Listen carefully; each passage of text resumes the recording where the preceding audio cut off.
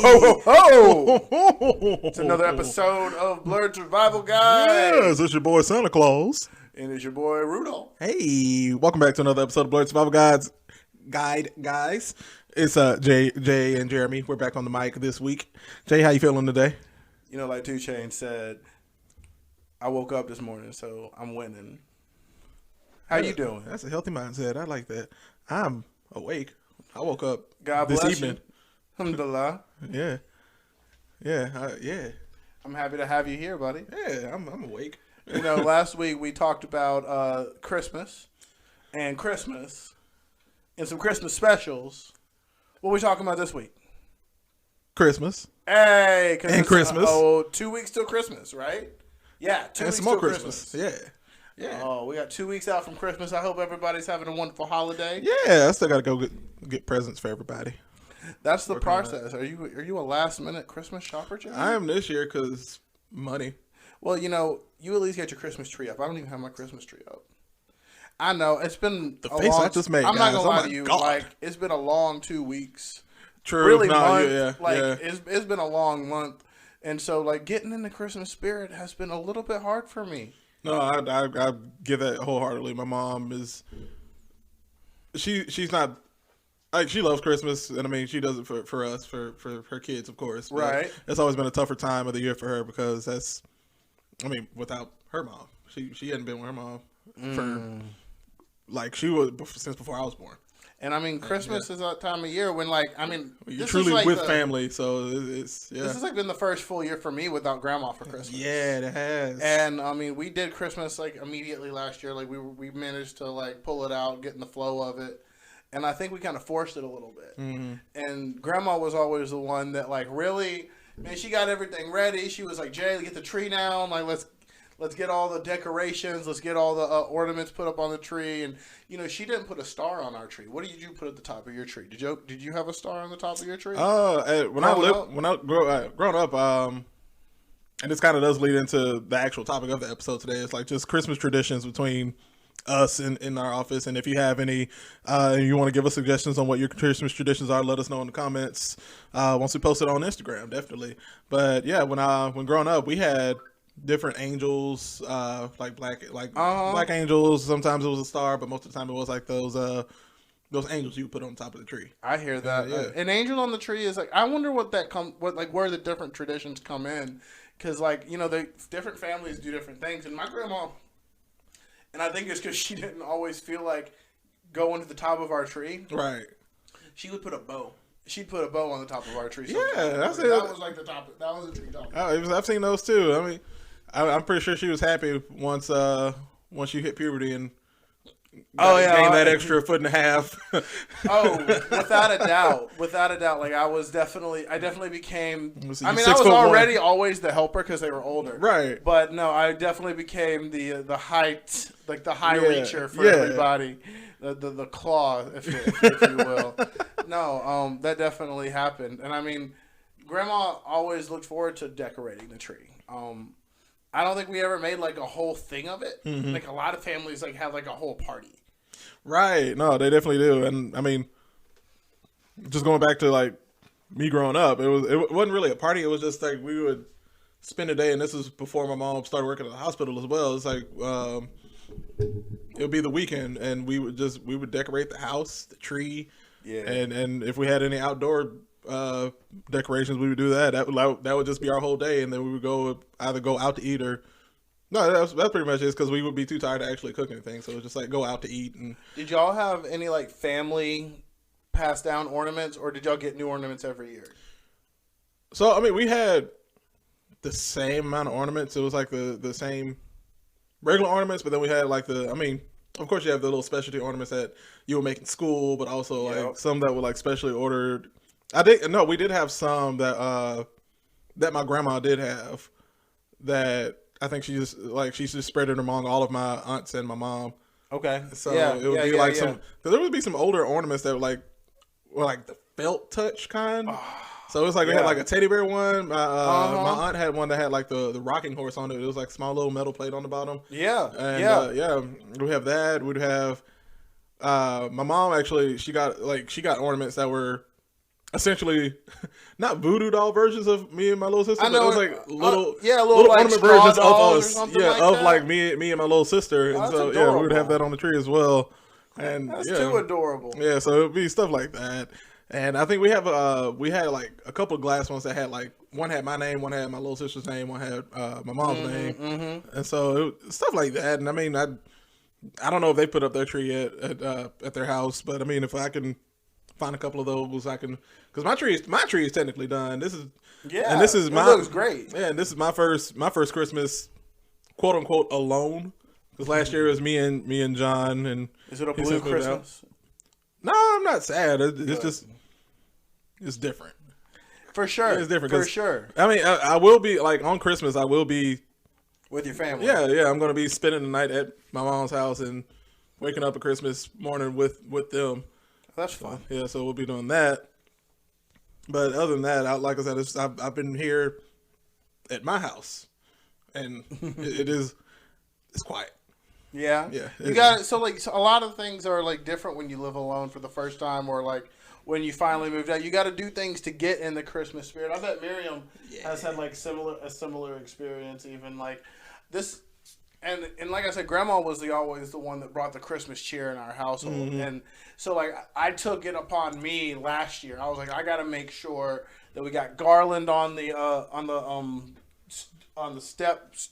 Yeah, on the rails coming porch, in, on the front porch coming in. I got to make sure to have the Christmas tree up. Just trying and playing Christmas music here or there, or getting out the different house decorations. Mm-hmm. I even managed to get one of those projectors and put it out on the front porch last year. I ain't done none of that this year. Yeah, I mean you definitely like stepped up last year. I mean with the loss of your grandma and I mean just being the column, the strong column for the family, because I mean I feel that. I know that was a big loss for you, and biggest. Yeah, and I know it's nothing but men in your house now, but y'all are some strong men to do that. Of course, I mean to just step right into Christmas and are able to do that, and especially it was for Grandma, definitely. Oh, without a doubt. Yeah, just to keep that spirit, that spirit in the house, definitely. Grandma's spirit was alive. It still is really in the house, but without a doubt, like we wanted to make sure that we fulfilled like the different. I mean, the different efforts that she put in. Like, man, when I tell you, my grandma did 3 things every year for Christmas. She baked cookies, she decorated the house, and she would make, and this is odd, she would make an olive salad every year. I mean, I hate olives. I absolutely despise them. You and me both, sir. For the entire month of December, my house smelled like olives. Like it was olive. I also thought about to say like smell like Christmas. Vinegar. I was like, oh, okay. And well, it's odd because like I genuinely associate like this, I guess, fermented olive salad with Christmas. It's with the smell of Christmas, yeah. It's one of the oddest smells in the world, but like I can remember it, even just thinking about it, because it was so big in my life. Yeah. But she would not just make it for herself. She would make it as gifts, and so she would like give them out to everybody else on Christmas, and she would make that. And it was like one of the kindest things that she ever did, and she really showed her love through what she cooked. Yeah. And that's like one of my favorite things about Christmas. Is like we get to like show our love through, acts of service or just like gifts of like interest. You know somebody and you see something and you're like, hey, that really reminds me of that person, and you immediately think of that. Think of them, and you're like, this is what I want to give you. And Grandma just happened to have like this thing that she made every year that I mean, dude, when I tell you, my cousin had his friends and their friends asking about this olive salad every year. They're like, when are you going to get me my olive salad? Because I want that. Oh, wow. Yeah, it was very popular. Grandma's famous olive salad. Yeah, and she would send me to this specific store in Birmingham that sold these extraordinarily large containers of olives, because she would make this much of it. Right. No, I mean, you got to make an industrial batch for basically the city of Birmingham at this point. And one of the best memories I have, honestly, is every time we would go for these olives, we would forget where the place was. It's right by Miriam's house. Right down the street. Right down the street from Miriam. That's fun. It's this like Greek store that does Greek wholesale products. And that's genuinely all they do is like Greek wholesale. So like, I guess they supply like all of Zoe's or all of Taziki's or all of like the like different Nabil's and stuff like that. Yeah. Nabil's. Yeah, Nabil's, my bad. Yeah. All of those restaurants with their supplies for making their Greek, the Greek specific menus. Yeah. Wow. Shout out to this Greek store near Miriam's house. But we would always lose. Like, it was the funniest thing. Because like neither one of us like traveled. We only traveled to specific places in Birmingham growing up.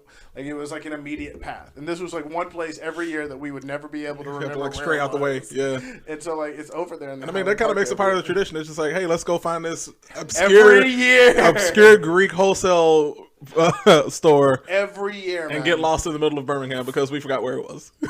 And then we would go, and then we would always go to the McDonald's on University and get a sundae. Traditions, man. I love that's one of the best parts about Halloween. Christmas. I mean Halloween traditions too, but it's Christmas time. Yeah, without a doubt. No, Christmas traditions are some of my favorite. I just got through watching the episode of Family Guy. No, American Dad, that becomes the Smith Christmas family tradition of fighting the war with Santa. The war with Santa. Yeah. War with Santa. Good episode. When Jeff has to play the skin flute. He does have to play the skin. It's a real skin flute, you perverts. But he also gets. I remember that's like the first episode that Jeff really becomes a member of the family. Yeah. I mean, he has to learn how to shoot the shotgun. And yeah. Like I said, you get my favorite version of the Carol of the Bells of August Burns Red. Boy. Yeah. Fire song. Yeah. Like I said, all you hear is, I'm coming for you, Smiths. Classic. But no, some of the other traditions that like just go through. I mean, we have we created a tradition for us for Christmas? I mean, we spent many years together. Well, we spent like 3 Christmases straight, like doing like a party thing, and I think that's becoming a tradition slowly. Yeah. Last year we went to Nakalula Falls to see the lights. The lights. Yeah. Which, if anybody's from Alabama and you've never been to Nakalula Falls at Christmas time, it's in Gadsden. I highly recommend it, man. It was a lot of fun. That was a nice little nap on the way there. I think we should do a light show every year. Like a tour of the different light shows in Alabama Gardens. Or across the country. Yeah, John told me about that. He went last year with Sam. I remember that. Yeah. They had some good Snapchat. Yeah. We went to, like I said, the 4 of us, including John, went to Nakalula Falls. Mm-hmm. I mean, we can do that again this year before Christmas. Yeah. I'm game. I'm so game as a group. I mean, we could get some more people if you wanted to. Yeah, find the 4th, 5th, 6th, 7th, 8th. And Susie and Patrick. Yeah. Jade, if you want to come too. Jade, come on. Yeah, get the whole squad. We have to take 2 cars this year. We did last year. We did. I rode with John. Did we really take 2 cars? Yeah. We had the squad then. Yeah, it was all 4 of us. And Sam. And Sam, yeah. And Sam was living here at the time. Yeah, and I think it was right before his sisters came down. Yeah. Yep. So yeah. Yeah. Mm-hmm. So I'd say we're at the beginning stages of a tradition. Yeah. I mean, and our whole little family, our family that we've created, the Blerd Survival God family, yeah, and friends, yeah, little family we've created with at least the 3 of us. I like it. I love it. Yeah, we got that. I mean, our gift giving traditions just across the board. You, me, and John really. I'd say like once I finished college and was around more. Mm-hmm. I think that's when we kind of all started back doing gift giving. So I'd say like once I had gotten to grad school, and then because like we did like with that friend group, we had gone out and started doing like Christmas celebrations, if I remember correctly. Yeah, I think roughly after we graduated, that was what, 2017, about 2018. Yeah, we did the ugly sweater crawl. Yeah, we did do the ugly sweater crawl. I remember like me linking up with Kat Ford and Mary and all them. Yeah, so we did that, and then that was like also one of the first times that Miriam met. Did you not meet Mary at the? No, but it was Christmas time that you guys met. It was post New Year's. It was in January. It was in January. That's why I was wearing. I thought I was wearing an ugly sweater. I know it was still cold. It was January. It was January. I Mary think it will was. remember. I trust Mary's memory on Hey, this. we were in the club. January 11th. It was post club. Yeah, we were we were still going to the club. Yeah. It was pre-COVID. Post club. Post club, but like I was drunk. So, yeah. But no, I remember that, and then I wanted to make it a tradition, but like I said, I haven't had the time or the funds to do it. This year was to like do the pictures, because last year I gave Jay, Miriam, John. Yeah, I drew basically superhero versions of them. They were. Forget that, they were comic book covers. Yeah, they were comic book covers. They Yeah, were comic book yeah. covers. So I made they were so dope. I made Jay, Doctor got Strange. friends. Yeah, so I mean, if I gotta find those pictures again. Miriam was Like, Miss Marvel. I was Doctor Strange. John was Black Panther. Well, he was supposed to be, but I couldn't get it in time, so I did like just an original version of him. I found. Catherine was. I got hers for her birthday this past time, but it was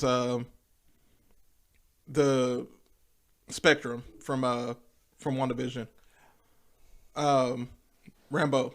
Monica Rambo. Yeah. Yeah. Yeah, it was that, and I still got to get one for Mary. Mary, watch out for your Christmas gift, Mary. He might be revealing something here.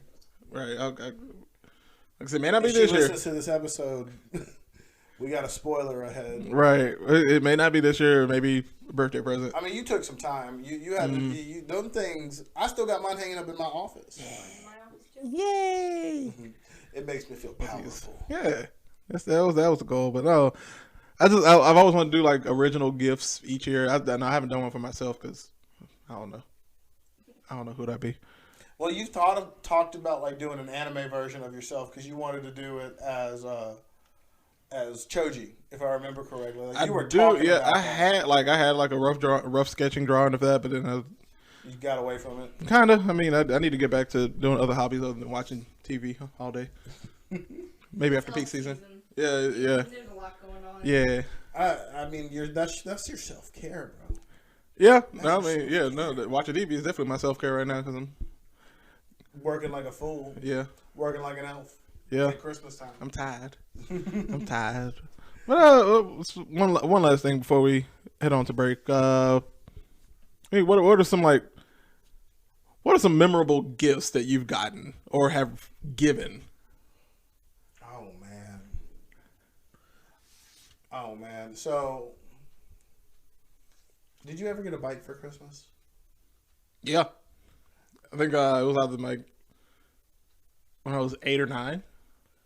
I remember this one Christmas that my granddad, he took me to the Homewood, cycle place, downtown Homewood. Oh, wow. Yeah. And for folks that don't know, this is a really, it's a small town bicycle shop that, you rode by this place on a regular basis if you lived in Homewood, and you were always just looking at it. You're like, oh, if you were into so when you think of downtown in the movies, it's those small town downtowns. This is what Homewood downtown strove to be. I mean, it exceeded it without fail. Downtown Homewood is easily one of the cutest areas in the state. I mean, you could definitely film. You could film a movie, and it would look like those small town downtowns. Easily. It was everybody knew everybody's name. You walk out the store, hey Jim, hey Bob, how are you? How's the kids? Literally. And I got to pick out the bike that I wanted for Christmas. Ooh. And it was the first time I had ever gotten a bike with gears. Because I wanted a bike with gears. I was because I rode my bike everywhere already. And I had friends that had bikes with gears, and my bike didn't have gears. It was this blue Next bike, BMX, right? It was one of those. And Jay was a little thrill seeker. Well, I did ride it at a BMX track, at Oak Mountain, which is a really fun thing, Outside. I love outside, but it didn't have gears, and so it was really hard to ride up hills. And I'm dying over here trying to ride up hills, and I'm seeing my friends shift their gears down and just manage to just barely pedal, and they make it up this freaking hill. I'm getting pissed off, getting left behind, having to get off my bike and push because it's the worst thing in the world.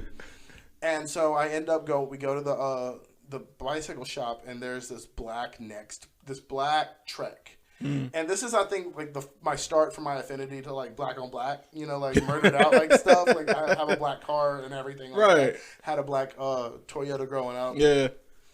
And it was a black Trek, and man, I rode that thing everywhere. Like I literally got it, and maybe I had it for 6 months. Someone stole that. I parked it at Homewood Library one day for 5 minutes to go pee inside Homewood Library. Walked out, disappeared, man. Did you have to walk home? What else am I gonna do? That's a far-ass walk. It was not a fun. Not from Homewood Library, from his old house. Yeah, yeah. I mean, Like I used to walk from like. it's right there by OLS. I mean, it's It's like, probably like, about a mile and a half. Yeah, I walk from like Europie to Piggly Wiggly. And I mean, I'm like fit. Yeah. Like I'm doing 3 sports every single season. Like it's not a big deal. Easy. But man, But the bike. I will never forget how I felt when I walked outside and that bike was gone. That sounds like the origin of Jay's villain story. So yeah, things were taken from us. What about you? What's a present you remember? It's gonna sound kind of spoiled of me, but if you know me, this was kind of a big deal for me. It was me going into 6th grade, not going into 6th grade. It was 6th grade winter break. All right. And by this time, everybody like has already had a cell phone, like, or has their first cell phone of some sort. And so I'm just begging my mom, let me get a cell phone, please, please, please, let me get a cell phone. Everybody has one. I need one. I need one. Yeah, you want one. Yeah, I mean, just to have one, and yeah, like I can call. You want to text and call people. Yeah, and Christmas morning, she just handed me this box. I unwrapped it. I think this was the first time I like cried from a Christmas gift. Oh. And yeah, like I opened it. It was the phone. It was already activated. Turned it on. Was it a flip phone or was it a regular phone? It was a regular phone. Was it a Nokia? It was Motorola. All right. Yeah, my first one was the Motorola. It was like post Razor. Was it this? Okay, post Razor, 2016. No, wow, 16. 2006 probably. Like 2007, 2008. Yeah. 6th grade, it was 2006 to going into. Okay, 2006, 2007. Yeah. So yeah, it was. I always remember it because we're like right in the new millennium. Yeah, but it was definitely it was small little silver Razor-like phone. It wasn't a flip phone yet. Yeah. Okay. But it was still first phone. Yeah. And like I'd barely even opened because I was holding the box in my hand and it was like the phone in the box and like I gave my mom the tightest hug and like I just started crying while I was holding. I was like, it's something special when. Did you know you were getting that phone? No. Yeah. I know that feeling. And that's the thing I don't expect, and that's that's my personality. I don't expect things most of the time, so it's like they come as a genuine surprise. Right. Even though I do like, hey, I would like this, and that's where it begins and ends. It's like I would say, I like this. I would like to have this. And then like, cause I came from, I grew up and mom taught me, it was just like, you don't necessarily need everything to be happy. And it's like, all right, that's cool. So it's like, I want it. I can't have it. All right, that's cool. All right. Didn't even think about it. Exactly. Right. And so she gave me that. She taught you a good lesson. Yeah. So she gave me that. And it's like, it still rings true today. Cause I mean, recently she had to, with UAB, they have like certain conferences and things where you get to pick up like swag and stuff like that. Sure. And she gets a bunch of it because she works there. She's been there for about 6-7 years now. Sure. And so she went and she was like, hey, can you drive me? And this is like me getting off work and I'm just like, hey, my little sister Matisse can't take me to this. Can you take me in the morning? I was like, yeah, no problem. Happy to help. Happy to help. Cause I mean, like I said, since I moved out, I'm not in close proximity with my mom and Matisse. Right. So it's just like, yeah, any the little time I get to spend with them, or at least my mom, or we can just have a conversation and talk. That's all I need. That's to fill my emotional tank. So yeah, once she got there, I just sat in the car. She went and got her swag bag and stuff, and I got back home. She was just like pulling out all the stuff that she got. It was like a couple shirts. Well, she got a shirt, some other stuff, and some other stuff. And then she like pulled out another shirt. It was like. She handed it to me. I'm like, you got me a shirt. And so it's just like it's the little things. It's like that you didn't know that they were thinking about you, right? And it's just happy things like that. I love that. Yeah, so that I mean, like I said, that first cell phone was probably one of the best gifts I ever received because, like I said, it's one of those you don't expect. You were wanting. Yeah. So, my mom did a similar thing one time. And it was probably about the same time, but I think I was in 7th grade. It was Christmas in 7th grade. And Mom was like heavy in my life at this point. She had been like sober for forever, like, everything. And I wanted an iPod Touch. Probably about as bad as you wanted a cell phone. Probably about as bad as any kid wanted a item. Right. Mom had me convinced we couldn't afford it. Like, it was out of the brain. She had me looking at Zune, bro. Like, she was like, go on. You need to find an MP3 player that is affordable. Like, she had me looking everywhere. I was sending her articles. I was sending her, like, items. I was like, is this in the range? Is this in range? Is this in range? Can we get this, please? And, like, this was, like, one of the first Christmases, like, after she had gotten her degree. So she was, like, making decent money and, like, everything. And I go to her house for Christmas. And she has me unwrap every single thing. Except the last gift. And the last gift, it wasn't even on the tree, bro. It was on the mantle. And she's like, if you can find your gift, it's yours. Yes. I'm getting frustrated trying to find the damn gift. And next thing I know, I look on the mantle and I find it and I open it. And just like you, man, like, I didn't cry, but, like, I was just, like, so stoked. Yeah. Like, the most freaking stoked. I still have the iPod Touch. It doesn't work. Don't get me wrong. Well, no, but still, it's just that item that you begged and dreamed of. It was like my Red Ryder BB gun. Right. It was like full on, you're not getting this. You're not getting it. Listen, we can't afford it. You can't have it. Just get it out of your head now that you're not getting this item for Christmas. She got me, man. She had me fooled. Hey, mamas be mama, and no, No, it was a fun time. It was a really. It was like, no, it was a very surreal moment, and like it, 100% was one of the more memorable gifts I've ever gotten in my entire life. Nah, but as a whole, Christmas traditions are just they're amazing. They bring a sense of the season fondly. Yeah, they bring back a sense of nostalgia, of a sense of stability in families. That, like, there are, even though there may be bad times in the world, those are definitely, and especially Christmas time, there are some of the most joyous times that you can have with family, whether it be by blood or by creation. I mean, those they make for a memorable season that you can look forward to, even if you don't like celebrate Christmas in the traditional sense. You can still celebrate Christmas with these traditions, and you can really, bond and feel that fellowship that really is the Christmas spirit. And I genuinely, I love that we've talked about it this episode, because I think for me, like, it really does just, like, bring out, like, why I love to celebrate Christmas. Right. But we can go on and on. We can go on and on. What we're going to do now is take a quick break. You're going to hear a word from our sponsor, Anchor, and then we will be right back with the weekly blurb. Be right back, guys.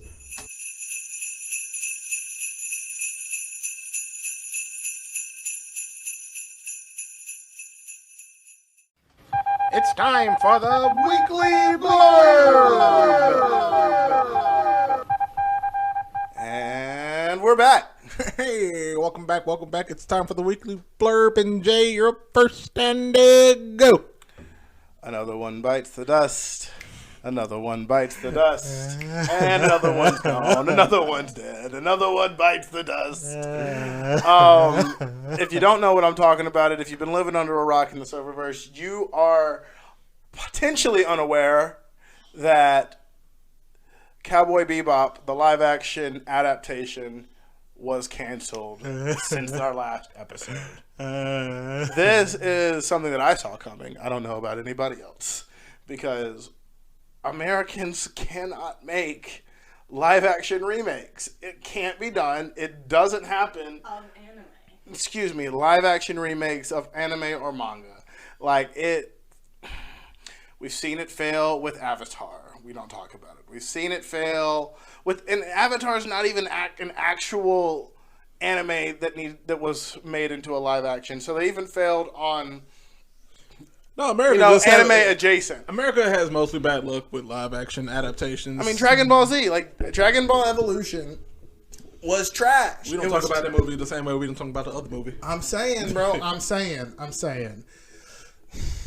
I mean, we've seen it. We kind of gave it a pass with Death Note, kind of, but even then, Light was a That was bitch. only because of Willem Dafoe's performance. Yeah, but Light was a bitch. He was still a bitch, and now we get to Cowboy Bebop, where you see they tried, man. They genuinely tried. Like, you get the callbacks to the sessions, you get the callbacks to the characters, but they changed the story. They changed the heart of the story, which, I mean, is so subtle. It's so freaking subtle. It's hard to even comprehend what you necessarily need to adapt an anime into a live action format, unless you study Japanese directors who have taken successful animes and put them into a successful live action format.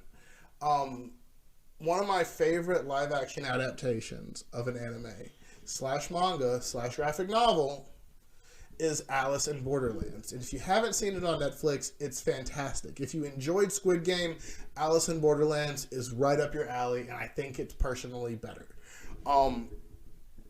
It was done by a gentleman who I think Jeremy's looking up his name, and he did a live action adaptation of Bleach. He did a live action adaptation of Death Note. He did a live action adaptation of Kingdom, as well as like 3 other anime manga series that got that he is known for adapting.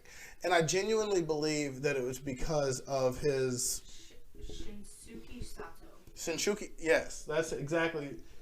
Shinsuke Sato is like, he's well known for it. I mean, this is what he does. And I mean, Alice in Borderlands was a Netflix series. So why it was not considered to hire a Japanese director that has like the experience of adapting anime to the live action format, I don't know.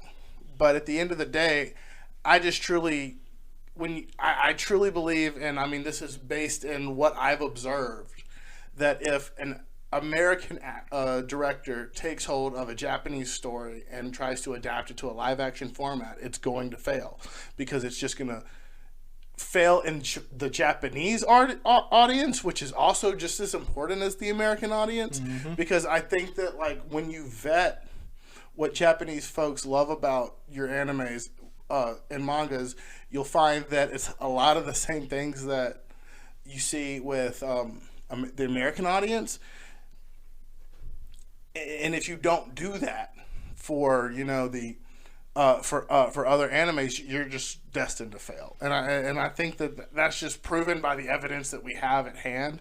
I mean, I love Kung Fu movies. They were directed in America. They're fantastic. And I mean, a lot of them are directed in Japan, and they're also fantastic. But when you just, it's just a continual swing and a miss for American directors on Japanese anime live action adaptations. Let James Gunn take a swing at one. I want to see how that turns out. He knows how to do live action adaptations of comic books and media. He knows how to do He knows how to do American group comics live action adapted to the live action. But I feel like he would. I feel like he would do enough research to do good.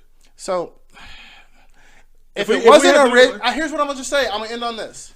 If it wasn't originally filmed and recorded in Japanese and eventually dubbed, I'm not going to watch it, because it's just, you can't keep breaking my heart with this. I have a friend that won't watch Auburn football anymore because it breaks his heart. I'm not about to try and watch one of these live action adaptations that was done by an American director, and you're telling me that it's going to be just as good as the anime. It's too hard for my heart to take. What about like Speed Racer? Speed Racer is an odd exception. And that was done by the Wachowski sisters now. Odd exception. Same people who did The Matrix. Odd exception. What else? Not Mega Man. Was Mega Man a live action movie? Mega Man was a video game to start. Anyway. Yeah. But Ghost in the Shell. Come on. Like, it was just... why? Like, Scarlett Johansson is not the person that you get to play that character. It's not. All the memes and jokes about that, like when they talk about casting I'm sorry. Asian adaptation. I'm sorry, dude. Like, I'm sorry, not sorry, because we can be better and we need to be better. We talk about representation on this show, and like this is a part of it. Yeah, it is. Yeah. And that's my 2 cents. We appreciate that. Hey, It's time to give you my nickel for the 2 cents. what you got for us? So on my end of Blerd Survival Guide weekly blurb, I'm gonna be discussing a new trailer that has dropped for the new sequel of a movie that we all saw and harassed Sony Pictures for to make a better version of. Sonic. The ultimate crowd-funded and crowd-sourced like cinematic move, honestly. Hey, the internet bullied the hell out of Sony Pictures to make a correct version of Sonic the Hedgehog.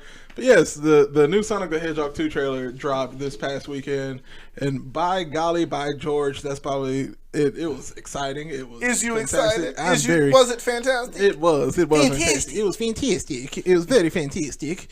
I mean, it's just starting from the get-go. I mean, we get the continuation of our favorite little blue hedgehog in the real world, and he's becoming this little hero in the city, and He's growing up. yeah, he is growing up. He's still a kid, according to our main man, our main human that's hanging out with him, but he has to deal with that. He's still growing into his own. We now are introduced to a live-action version of Tails. Played by Idris Elba. Tails? Nope. There you go. Tails, who is Sonic's best friend, is played by the original voice actor of Tails from the video games. What? Fun fact. Yeah, she's going to be returning to play Tails, and I mean it's still that same heart. It's like you can see in the trailer that they're just meeting for the first time, but you can already tell that they're going to be the best of friends.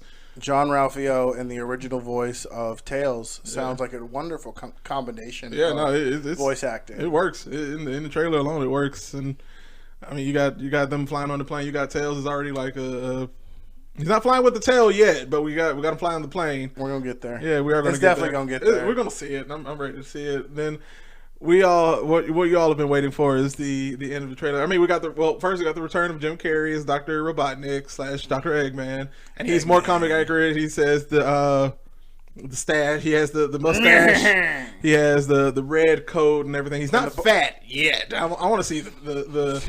You know, I wonder. Body. I want the brown body with the tiny ass legs. Yeah, yeah. If they just even if they do like a little hallucination scene where it's like you see like a video game accurate versions of all characters. Ooh, that's so clever. Yeah, just like a little chase scene or something. It's like just an accurate version, like a little side scroller. Yeah. I want to see that. I'm with that. Yeah, I'm with that. But then it's like it comes back out to the real world and like you have the skinny Jim Carrey again, but still. Well, also like accurate to the video game. They introduced the gems. Yeah, and he finally found that source of power that's gonna equivocate to Sonic's blue fur, right. Blue spikes, and yeah, dude, we finally have the gems that are introduced into the movie. So we actually see the gem in the trailer. Yeah, in the trailer. But then at the end, we see Sonic is getting pissed off. You see him turning that electric blue that tells that he's about to F up some commas real quick. And you see him going to his little speedball, but then you see him get stopped. You see this hand pop up. I don't need your power. He said, "Do I look like I need your power?" Man, that is some of the most Black Air Force energy I've ever heard from Knuckles. You hear Jim Carrey was like, "Oh, I'm sorry. Sonic, let me introduce you to Knuckles." I'm like, "Oh, we got Knuckles looking fly. You got Idris Elba playing with and even Idris Elba said in the interview that Knuckles will not sound sexy. He was correct. This Knuckles sounds like Batman almost. Like it's gonna be dark, gritty, and we're gonna see he's gonna have a turning point at one point because I've seen little set photos of like all three characters. Even though, not set. Well, they're CGI, but like you got the three stand-in figures standing together, facing what possibly is Dr. Eggman, Dr. Robotnik at that point. So you can see him gonna have a redemption arc, turn around and fight for what's right. I mean, but I said, the trailer as a whole is gonna be a good movie. I can already see it's gonna be good. Like I said, we got the introduction of Knuckles, we got Dr. Eggman returning, we got most of the original cast returning. And yeah, I'd say it's probably among the more successful movies adapted from adaptations. Yeah, without a doubt. I mean, like you. I mean, we still got Mario to look forward to with Chris Pratt. You know what? I saw another video game adaptation they're making for Paramount Plus. Halo. Oh yeah, Halo. In that bit, yeah. I'm not even gonna front. That thing looks dope. Like live action Halo TV show. Yeah. Yes, yes. I'm actually pretty stoked on it. On it. Did they have Cortana in the trailer? I didn't watch the trailer. Cortana was the voice in the trailer. Very nice, very nice. I assume it's Cortana. Like, it's got to be. I mean, the female voice that you hear in Halo. Yeah, exactly. But no, that's. I mean, like that, like the Sonic trailer as a whole, it was chef's kiss, perfect. I'm excited. Comes out 2022 next year. It's gonna be a pretty movie. Yeah. We got all these movies to expect. Apparently, of course, this weekend we're going on a little vacay. It's my vacation, that's for sure. Yeah, I'll be there. Miriam will be there. Ryan will be there. We're gonna have a good time. We're gonna have a good time, but we're also gonna be seeing the new Spider-Man movie this weekend, and we'll let you guys know how that is. You'll probably see us on Instagram Live or something this weekend. We'll probably do a little something special for you guys. I'm game. But we appreciate you guys for listening to this episode and all of our other episodes. And Jay, where can the people find us? Folks, if you aren't following us already, you can follow us on Instagram at Blerd Survival Guide. You can follow us on Facebook like us on Facebook at Blerd Survival Guide. And if you are on TikTok or Twitter, you can get at us at Blerd Guide, or you could contact us via our personals. Mine is at JDub0283 on Instagram. And I'm at JBear3295. Remember, you can shop with us on Redbubble. Search Blerd Survival Guide, get you some merch. And other than that, keep surviving, everybody. Listen to the theme song. Two guys, two mics, I'm producer. Step into the spotlight, survival is troopers. Come and take a seat with the combo we provide. Every Tuesday, it's the Blerd Survival Guide. Two guys, two mics, I'm producer. Step into the spotlight, survival is troopers. Come and take a seat with the combo we provide. Every Tuesday, it's the Blerd Survival Guide.